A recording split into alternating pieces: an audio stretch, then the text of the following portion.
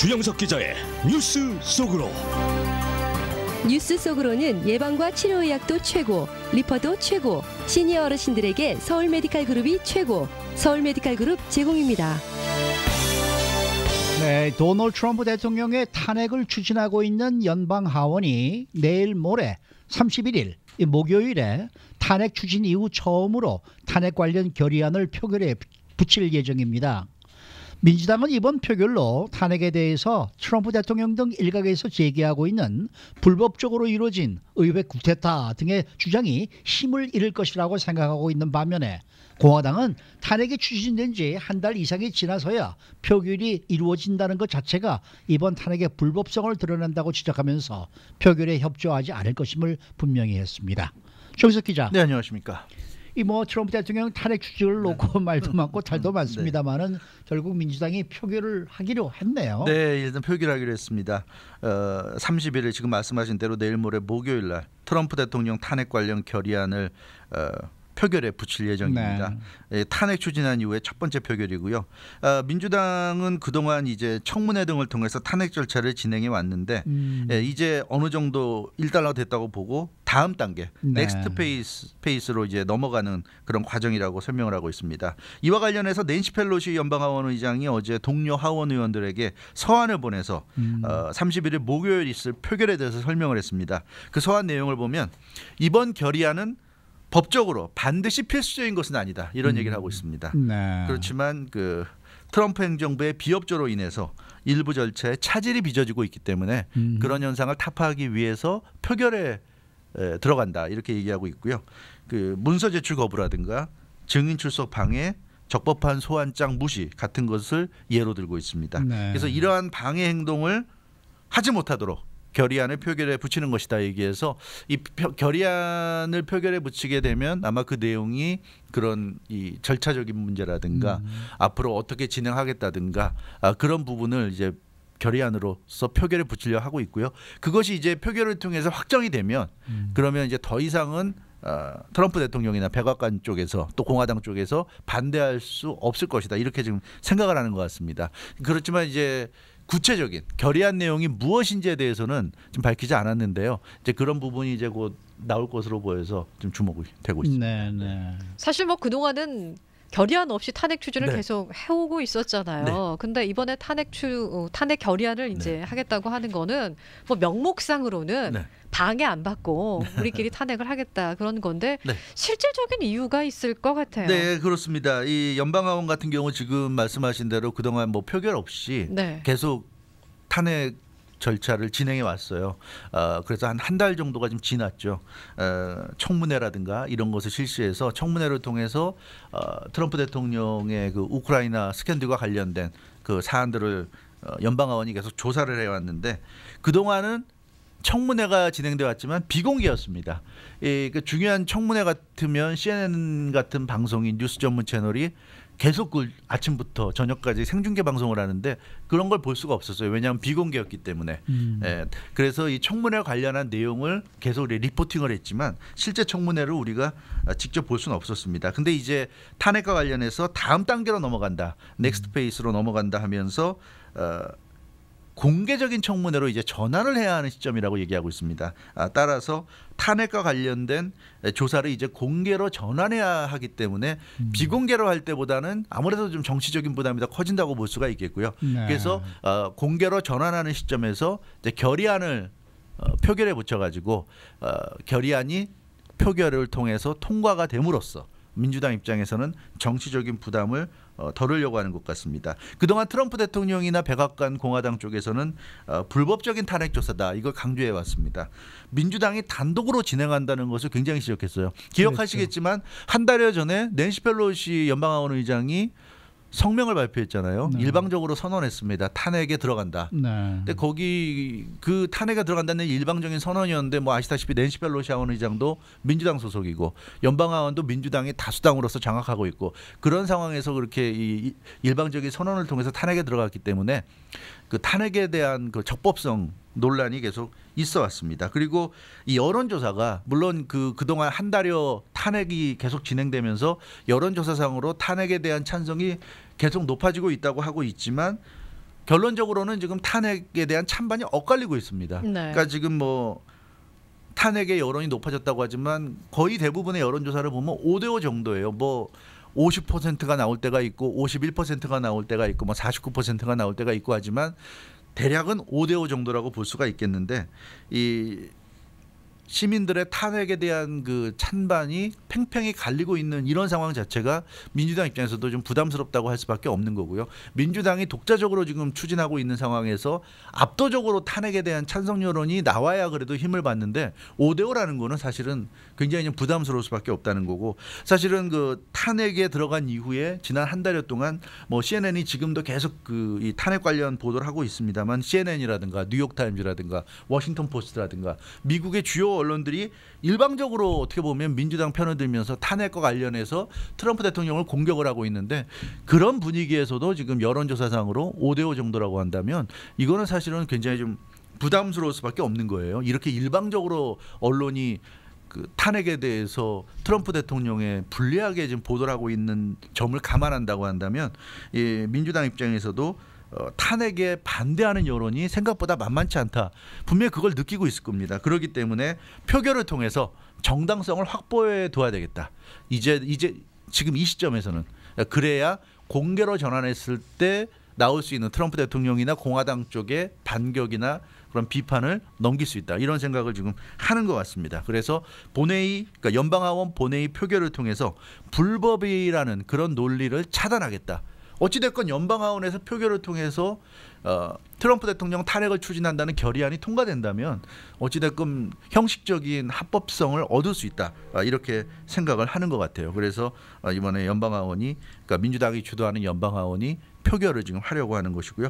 이 결의안 내용은 앞서 말씀드린 대로 아직 정확한 내용은 알려지지 않았는데 일단 공개청문회와 관련된 부분이 좀 들어가 있는 것 같습니다. 그래서 증언이나 기록 같은 것을 공개하는 것을 승인하는 그런 내용이 담길 것으로 보이고 있고요. 지금 정보위원회, 법사위원회가 양대 축으로서 청문회를 지금까지 비공개로 실시해 왔는데 어찌됐건 이 탄핵은 법적인 문제이기 때문에 법사위원회가 이제 주가 될 수밖에 없고요. 그래서 정보위원회가 그동안 비공개 청문회 등을 통해서 입수한 그런 증거들 그런 것 등을 이제 법사위원회로 이관하는 그런 방법 등에 대해서도 이번 결의안에 내용이 포함될 것으로 보이고 그런 이관하는 내용을 승인하는 그런 것이 이제 담길 것으로 보여집니다. 따라서 민주당 입장에서는 무언가 이 법적인 정당성 확보하는 것 하나 그리고 이제 공개 청문회로 전환하는 데 있어서 좀 뚜렷하게 그 절차 과정을 좀 규정해 놔야 되겠다. 그런 필요성 그런 것 등이 합쳐져서 이번에 결의안을 표결을 붙이는 것 같습니다. 근데 왜 결의안을 미리 좀 통과를 시키지 않았는지 그게 조금 그렇죠. 이상하다라는 느낌이 좀 들긴 하는데 어쨌든 뭐 연방 하원에서는 민주당이 다수당이니까 그렇죠. 이 결의안 통과는 뭐 문제가 없는 거 아니겠습니까? 그렇죠. 그러니까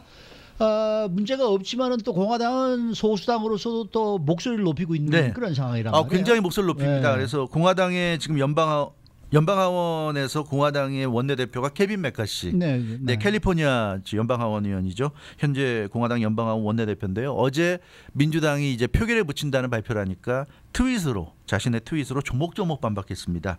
이 케빈 메카시 연방하원 원내대표의 이 반박 트윗 내용이 지금 현재 공화당의 분위기라고 할 수 있겠는데요. 케빈 메카시 공화당 원내대표가 뭐라고 그랬냐면 낸시 펠로시 하원 의장이 일방적으로 탄핵 조사에 돌입한다고 선언한 지 어제로 34일이 지났다 이렇게 얘기하고 있습니다. 그러니까 34일 만에 표결에 붙인다고 지금 발표한 건데 이제서야 표결하겠다고 한 것은 사실상의 퇴각이다. 이렇게 지금 주장하고 있습니다.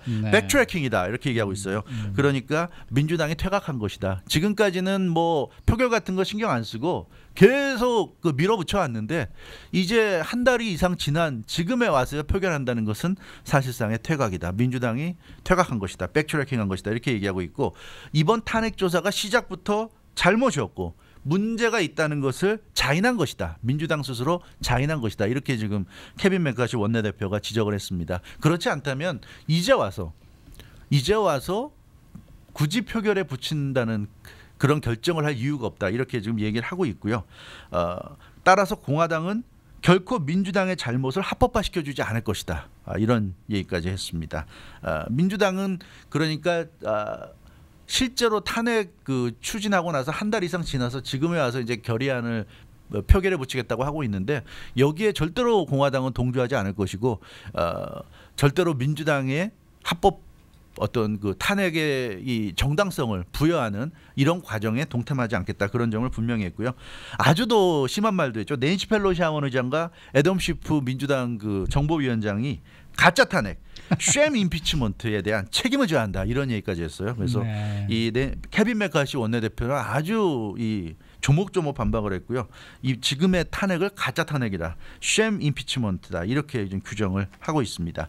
그래서 공화당이 지금 이 민주당의 잘못을 합법화시켜주지 않겠다 이렇게 얘기하고 있는데 그렇다면은 아마 아직 그 방법이 뭔지 모르겠는데 표결에 참여하지 않을 가능성이 높을 것 같아요. 일단 표결에 참여하는 것 자체가 뭔가 이 표결 자체에 대한 합법성을 좀 부여하는 것 같기 때문에 아마 공화당은 표결에 참여하지 않는 그런 방법적으로 가지 않겠는가. 결국 공화당이 선택할 수 있는 건 두 가지잖아요. 표결에 참여해서 반대표를 던지던가 아예 표결 자체를 거부하던가인데 이 지금 케빈 메카시 원내대표의 주장대로라면 아예 탄핵 자체가 잘못된 것이고 민주당의 잘못을 지금 합법화하려고 하고 있다 이렇게 좀 주장하고 있기 때문에 그렇다면 표결 자체를 거부하는 게 아마 맞는 수순이 아닌가.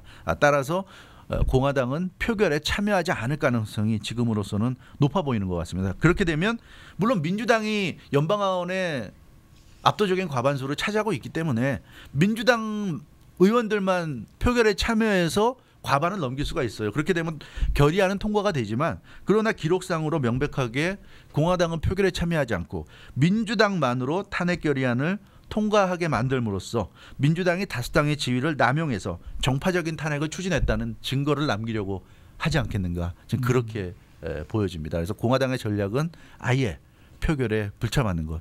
그게 지금 유력하게 지금 예측이 되고 있습니다. 이제부터 민주당의 수순을 보면요. 일단 민주당은 탄핵 결의안을 처리를 할 거예요. 네, 그렇죠. 그럼 당연히 뭐 하원의 절반이 넘으니까 통과가 될 거고 통과가 되면 이제 또 공개 청문회로 이제 전환이 될 건데 이렇게 가는 게 과연 민주당한테 이게 좀 유리한 수순인지 그것도 궁금해요. 근데 뭐 사실 민주당은 이제는 돌이킬 수 없는 거죠. 여기까지 왔는데 여기서 뭐 원고주춤할 수는 없잖아요. 그러니까 당연히 끝을 봐야 될 겁니다. 여기서 뭐 안 하면은 뭐 시작 안 하면 못하게 되는 거니까 칼을 뽑았으면 무라도 베야 되는 거니까는요. 그래서 민주당은 어차피 탄핵을 계속 밀어붙일 수밖에 없는 상황입니다. 그리고 민주당은 나름대로 그런 생각을 하는 것 같아요. 지난 34일간 비공개 청문회를 진행하면서 탄핵의 분위기는 충분히 조성됐다 이렇게 보고 있고 탄핵에 대한 공감대도 지금 끌어냈다고 보고 있는 것 같습니다. 그래서 이제부터는 공개 청문회를 통해서 탄핵을 대세로 굳히겠다는 그런 생각을 지금 하는 것 같습니다. 그래서 공화당은 비록 이제 표결에 협조하지 않겠다는 뜻을 분명히 나타내고 있고요. 그래서 공화당은 이제 표결이 설사 이루어진다 하더라도 민주당만의 단독 표결이 되게 만듦으로써 계속 민주당의 정치적인 부담으로 남게 하겠다는 그런 전략을 세우는 것 같고 공개 청문회가 이제 실시가 되면 여기에 이제 공화당이 참여하느냐가 관건인데 공화당 입장에서는 참여해서 반대 신문을 하고 하는 게 트럼프 대통령에게 유리하다고 볼 수도 있지만 그러나 이런 공개 청문회에 참여하는 것 자체가 탄핵 절차가 합법적이라는 걸 인정하는 거잖아요. 그러니까 아마도 공화당은 청문회에 참여하지 않을 가능성이 높지 않겠는가 그렇게 보여집니다. 그렇게 되면 청문회도 민주당 의원들만 참여해서 하는 그런 청문회가 될 가능성이 높고 그러면 청문회에서 무슨 얘기가 나오건 간에 이건 역시 민주당의 정파적인 그런 청문회일 뿐이다. 이런 공세가 성립되지 않을까 지금 그렇게 보여지고 있습니다. 그리고 뭐 청문회가 공개 청문회가 민주당만의 청문회가 되든 공화당이 참여를 해서 함께하는 청문회가 되든 어찌됐건 청문회가 끝나면 이제 표결을 해야 됩니다. 표결을 해서 탄핵 소추를 해야 되는데 역시 연방하원은 민주당이 다수당이기 때문에 탄핵 소추는 이루어질 것으로 보여집니다. 뭐 민주당 의원들이 여기까지 와서 탄핵 소추에 반대표를 던질 수는 없을 것으로 보이고요. 그래서 탄핵 소추가 될 것이고 그렇게 되면 과반수로 이제 통과가 돼서 연방상원으로 그 탄핵 소추가 이루어지면 탄핵안이 이제 연방상원으로 넘어가게 되면 연방상원에서 이제 탄핵 심판이 이루어지는 거죠. 그래서 연방상원에서 탄핵 심판이 이루어지면 표결을 통해서 3분의 2 이상. 이 연방상원은 과반수가 아닙니다. 3분의 2 이상의 2죠. 예, 3분의 네. 2 이상의 찬성이 돼야 탄핵 심판이 이루어지고 탄핵 심판이 이루어지면 이제 연방 대법원으로 가게 되는 거죠. 이제 복잡한 과정이 남아 있는데 현재로서는 연방상원은 공화당이 다수당인데다가 단순 과반수도 아니고 3분의 2 이상의 찬성이 이루어져야 되기 때문에 단순 과반수라면 공화당 연방상원 의원 중에 일부가 찬성으로 돌아선다면 뭐 미트 롬니라든가 지금 트럼프 대통령을 계속 지금 비난하는 일부 공화당 상원 의원들이 있기 때문에 단순 과반수라면 통과될지도 모르지만 이게 3분의 2 이상이기 때문에 현실적으로는 거의 뭐 불가능하지 않는가 이렇게 보여집니다. 그래서 현재로서는 연방 상원에서는 뭐 부결될 것이 거의 확실시되고 있고요.